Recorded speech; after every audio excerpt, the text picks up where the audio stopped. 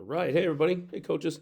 Talking again, triple gun offense, continuing our first install for our youth program and anybody else that wants to take a peek at it. But um, really, after getting in your formations and your motions, we really want to teach triple option as soon as possible. We are not ridiculous. We know we know that it's going to be really tough for young kids to run this regularly in a game, but we feel pretty strongly that this can be a big part of practice. This can take the place of a lot of, um, a lot of kind of wasted time at practice, whether it's long lines or extra drills when really they could be getting a lot of athletic skills here and really understanding how football works by just running a lot of triple or just playing some games with the mesh or 2-on-1 pitch games and everything. So we really feel like anybody can install it, and then you can decide, if you can actually get it into a game, if it helps you. Some of the double options and base plays, base handoff plays end up being way more effective at younger levels. But this is a big one for us. So we want to teach everybody. So if we come into camp, with our youth kids, little kids during the summer, we'll still teach them the basics of it. It'll look pretty bad for a while, just like most sports. But as long as a few of the elements of it start looking better, by the time they hit that high school level, it looks pretty good. So this would really be the staple play to get started, and then everything else works off of that. So again, here's our level one of what we would want our youth programs to have in for sure before they put in anything else.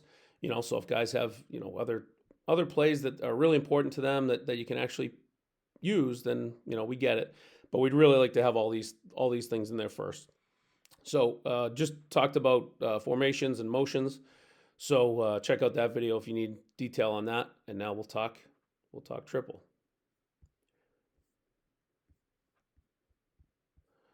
All right. So when we run triple option out of the gun, I'm going to try to explain everything as fast as possible. There are more details that comes into it, but I want you guys to see how simple it can be, to be able to teach a play and have kids recite things back to you that are very simple. All right. So when we talk to our offensive line, we'll make them recite it back to us over and over. What's your job on triple? It's gap away double, avoid 1 and 2. Gap away double, avoid 1 and 2. So they're gonna focus on their gap away. So if we're running triple to the right, our eyes are going to go to the left. We tell them keep your shoulders square, but your eyes are going to go to the left, and you're protecting the gap to your left. If there was someone in your gap away, that's who you have. If there is no one in your gap away, you can double on the way there. So for example, this center is someone who doesn't have someone officially in his gap away. So as he steps that way, his right hand is definitely going to one arm bench that nose. And they're going to double team that as long as they can until the nose can come off, just like a lot of offenses will do with combo blocks and all that. But we tell them the double team, we definitely want it, but as soon as your gap is threatened, that's who you have. So your eyes need to be on him. We teach so many of our double teams, we teach them eyes away. Like, can I put my eyes on this guy and still be very strong with my right hand to help my buddy as long as possible? So gap away double, we have to avoid number 1 and 2. All right, just a quick review for our count. Our number 1, our handoff key, the kid that we are going to either give the ball or keep it around, is the first man outside the B gap. We used to say outside a 3 technique, but we very rarely have just left him in a wide open B gap. We'll pinch down and we'll call him a 4-eye or whatever. So that number 1 is 99% of the time going to be inside the tackle in a 4-eye, head up on the tackle in a 4 technique, or outside the tackle in a 5 technique. So he can be in any of those spots. Okay, so in this case, he's definitely he's at least in a 4, maybe a 4-eye based on this drawing. To find number 2 is our pitch key. That is the first man outside to on top in that order from number 1. So we take number 1. We go outside and we always draw it. I've said it on other videos. We take it like a sprinkler. It's like a sprinkler in your yard, and it's moving in a circle, and that's how we do it. So the first guy in that circular movement that crosses paths, that's the number 2. The receiver has this man in his own room, so we don't count him. He's covered up. Okay. So here's our 1, here's our 2, and then we do the same thing to find number 3.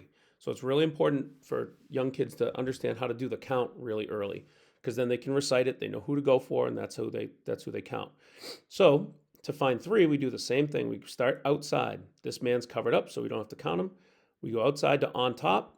This man's slightly inside of him, but he's on top of him. So we'll almost always call that a number 3.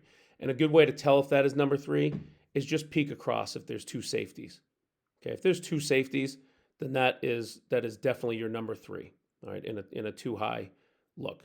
All right, so maybe tougher for younger kids, but it's close enough here where if he's over the top of this guy, we count him. All right, so O-line, gap away double, avoid 1 and 2. The quarterback is going to mesh with the tailback and read 1 and 2. He's going to read number 1. If 1 goes outside, we're going to give the ball. If 1 can tackle our tailback and we can't make a good play, we're going to pull it and take it outside of him to number 2. We tell him it's like a 3-on-2 basketball fast break is really what we're looking for. All right, so he's going to read 1 and 2. So quarterback's either going to give, he's going to keep it inside of 2, basically split these 2, or if 2 goes after him, he's going to pitch it to our pitch man, and hopefully they run out of guys. All right, the tailback, his job is to get into the mesh with the quarterback, shoulder to shoulder, share the ball, get down nice and low, and he's going to attack the A gap. And he also, if this backer comes over the top, he has the option to find daylight on the backside, but we basically want that to be a nice tight run. All right, going across the slots and receivers. Okay, the play side end. First rule is we just tell him to stalk, just block that guy. Okay, but to get into a little bit of the details that we'll do, what we can do is have these guys communicate. The better man on paper for this end to block is the safety, because he's a deep defender and it can put them in more of a bind. So we can, if we want, make what we call a 3 call. So that end would just call his man number 3. He'd say 3-3-3, which means my man is number 3. And that means I will block the original number 3. So now instead of him blocking a regular stock block, now he's going to do the block on the 3, and the slot is going to arc all the way out to his man. All right, so we can do it either way. The base rule, just tell him to stock block, right? Block the guy in front of you. Slot, block number 3, right? If they can learn that first, then they can move on to the other stuff. Okay, so end stock, play side slot, reach number 3, get to his outside armpit. Backside slot, he's the wrap man, he's the pitch man, so he's running wrap motion, 1 lane behind the quarterback. Then he's running a pitch path, about 5 yards wider and 1 yard deeper than the quarterback. We want it lateral if possible. We don't want to pitch it deep. We're already off the line a little bit more than a lot of option teams, so we have the ability to make this more like a mini screen pass. We want that to be lateral. And then the backside end, based on what we want to call, we can either have him do a flash screen. So if this defender is way back, he can take 2 steps, come back behind the line of scrimmage, and we'll throw a quick screen to him, even if we had called triple originally. That's a Tony DeMeo thing. Excellent ability to get the most out of one play without doing extra work. So that flash screen's an option. Or if we know that that's not going to get us big plays, we're gonna try to cut off that next guy. We're going to try to run as much as possible and cut off the next defensive back. Whether that means that, hey, maybe we end up blocking a solid safety and we gave the dive and it cuts it back, or maybe we did carry it out to keep or pitch, and we got that guy hooked, and now we're in business. Now those touchdown saving guys are out of the picture. So that's what we're trying to do on triple. All right, here's a couple examples. All right, so a lot of these are going to be in different formations. So let's start with an ace formation, our basic deal. This is in a scrimmage, but we get our ace formation, which we went over in our last video. two wide ends. The slots are off the tackle. Okay, we have wrap motion. We have a dive up the middle.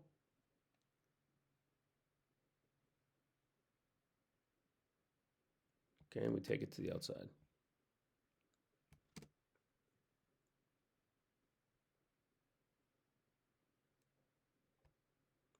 Okay, so in this case, quarterback decided pretty early that the pitch was the best option. We were going to get some on that.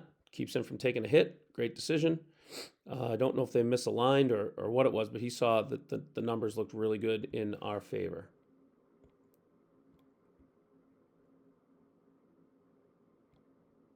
Got to the pitch. Okay. This is, let's go to the taco. Okay, just to keep it in the order.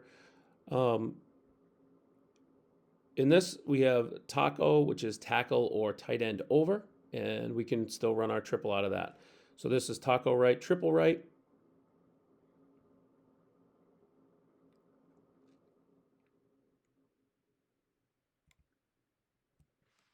Okay, now in this case, if we go back real quick to our situation here, if we were more of a in a 4-4 situation, right? Let's say they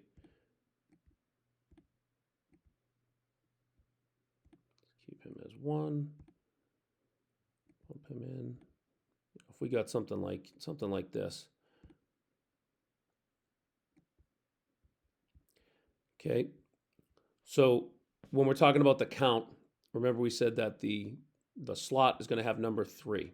Okay, we have number 1, first man outside the B gap. Then we go outside to on top of 1. There's 2. To find 3, we go outside to on top of 2. There's definitely no one there. The first one is a free safety, which is clearly inside of him. So what we tell the slot then is if they run out of people and they don't have a 3, the inside backer to free safety becomes the 3. All right. So our first priority is to block inside backer. And if our tackle got to him and everything works out, then we will go up to free safety. And that's where you can get some really good things happening. So that's that would be the trade-off there. So in this play,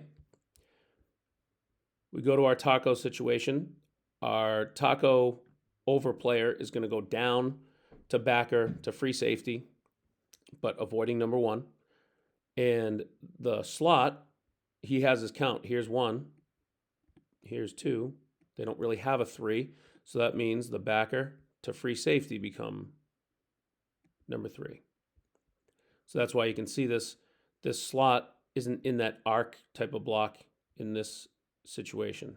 He'll slide inside and he's trying to block in there.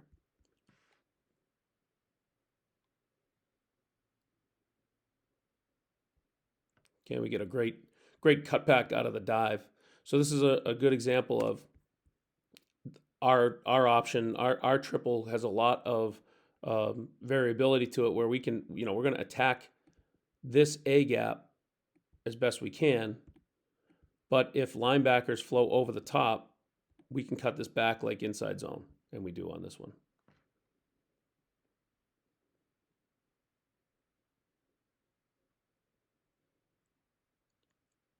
We're in good shape there. So that's a taco triple. Okay, now we have an ends formation, and we're going to run triple to the short side.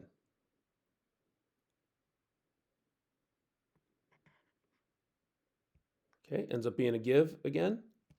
Okay, on this one, we go gap away. First man outside the B gap, there's 1. First man outside to on top of him is 2. Slot is a slot no matter what. So slot blocks number 3. Here's 3, right? Whoop, there's number 3. So we get that arc block to 3, gap away. Let's see why we gave it.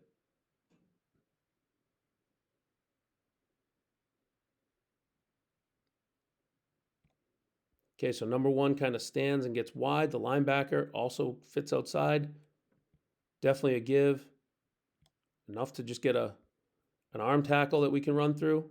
Great job by that tackle to occupy. And all of a sudden, a give is going for 30 yards. So huge, huge play for us there.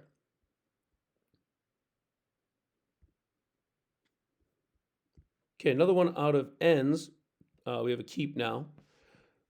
On ends, everything is the same. The only difference is that we tell the end that's over, he's going to block the second defensive back. So basically, the first safety he sees. So in this case, here's the safety. Okay, so because that's who he has, those two are both canceled out with a stock block. So now, what's the slots rule? He blocks number 3. All right, so here's 1 on the D line. Here's 2 in this outside linebacker spot. Because both of these guys are canceled out, he shouldn't block him. Now, we might have an exchange on this one, but base rule, you stock block. End over, just block the first safety. Just stock block him. We'll talk trades later. Because this defensive end is the 1 and the outside backer's 2, they run out of people, so this slot should go right to this inside backer. So we'll see if they exchange it on this one. This was actually even better. So he took a peek, and once he was occupied, you'll see this slot kind of stop, and then he goes to the next level up.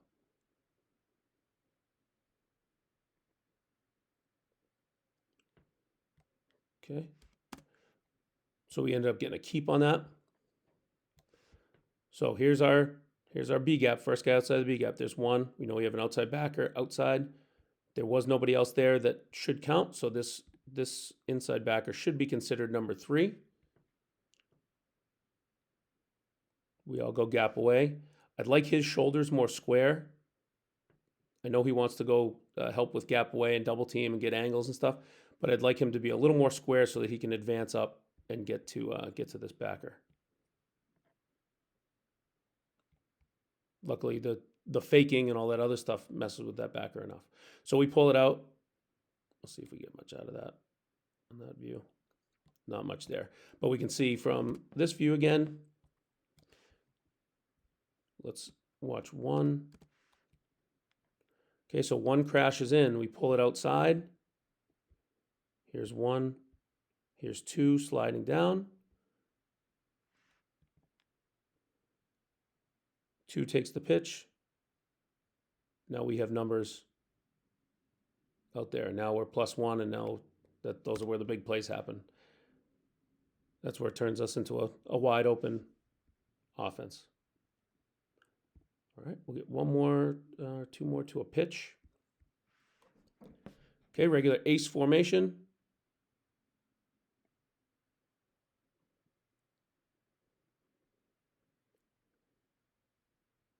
Okay, this one we make someone miss.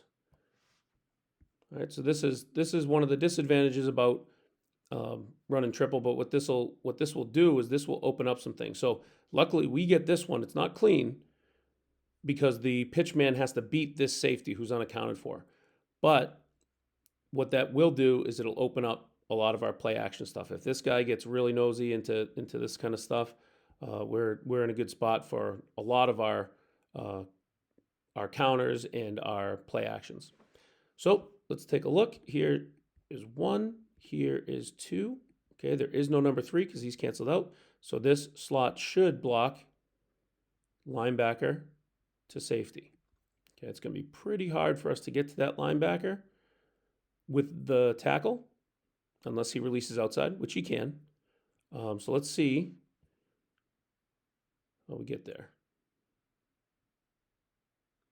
Okay. All right, in this case, we have a situation where this D tackle goes so far forward that us thinking gap away just automatically occupies him. So once the handoff key is blocked, once number 1 is blocked, we know we are keeping that ball. We're definitely not gonna hand it off. All right, so immediately as soon as he's blocked, that tells us we can get outside of him. So we are gonna keep it, and we're gonna look for keeper pitch.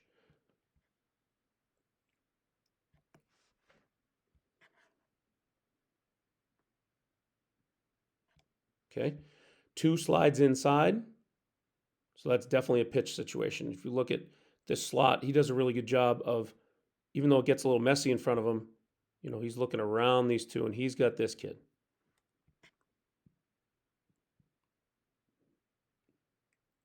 Blocks him. Now we're in business. Now we have a pretty downhill safety. That's fine. But we definitely have a decent player with a good stock block out here. This is a one-on-one. The contact's made at 3 yards, which is okay. I mean, on first down, 3 yards to have a safety fly down. That means something else will open up. But we make a miss. We get a bunch extra out of it. One thing you'll notice here is our smart splits. Another Tony DeMeo thing.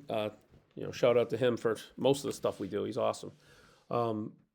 When you're covered, if you can take a wider step out, if you can take your man out, that is really helpful. All right, that gives a lot more space inside for these dives to go a little bit further. The dives and the gives just have a little more space, especially if the team in front of you is a little bit stronger than you.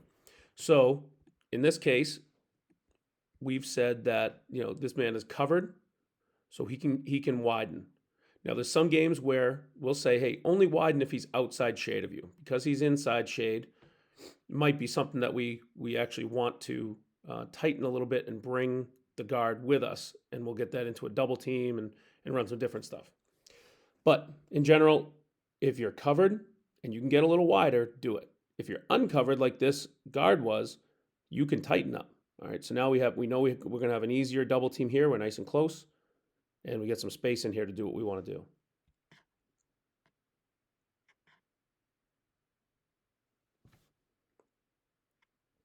Okay, we have wrap motion.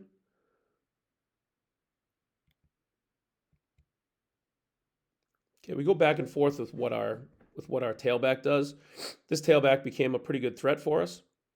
So we found that he was moving more guys with his fake. So if he didn't get the ball, a lot of times he would fake back. You have the option as well of, if you don't get the ball, you should immediately push off your foot, off your inside foot, and bounce. Right? He doesn't get the ball. He's going to bounce and try to reach a linebacker. Okay?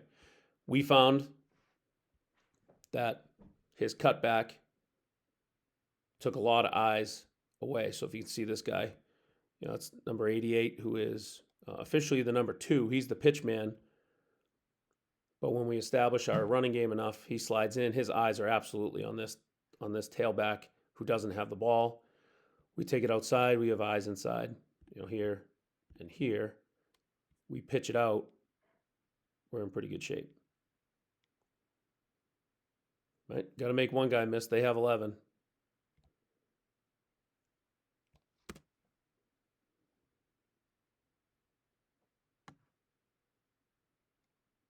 Some decent double team blocking. I'd like to see the linemen stay on things a little bit longer and just hustle and pursue the ball a little longer once the play has developed.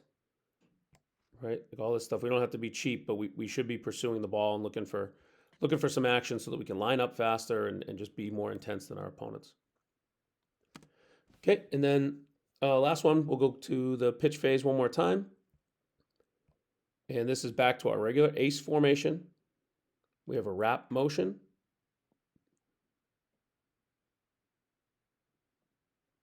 We pull it out, right? If we do the count together, right? First guy outside of the B gap, there's 1. Here's 2. Here's number 3. Right? Especially because they have 2 deep safeties, that's going to be easier to tell that that's number 3. Okay.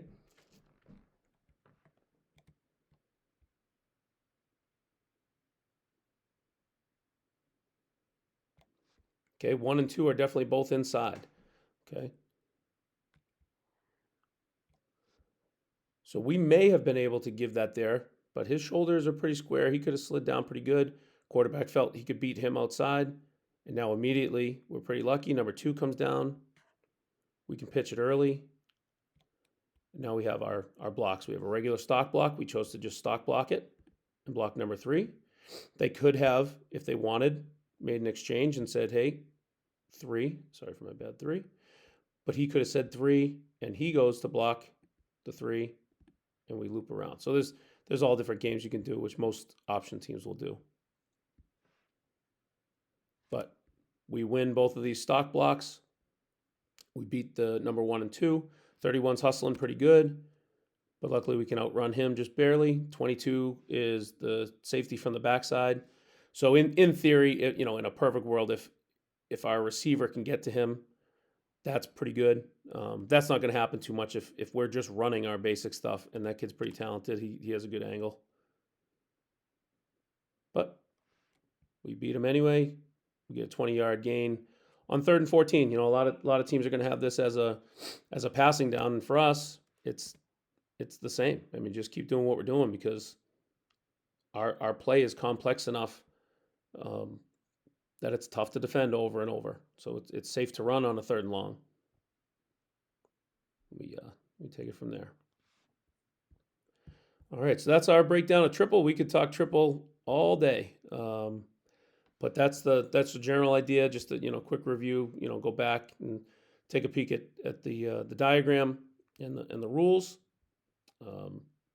Tons of film available, and that's where you start, man. If you can start with that, and just keep teaching it. If they can run triple right and triple left, even if they can just do it at practice and make that part of offensive conditioning instead of sprints or instead of something that might not be the best use of your time, it's worth it. I mean, because think of how hard it is for your kids to get it in, but once they do, try to find a youth coach that really can teach how to defend it really well. So not easy. High school level too, for sure.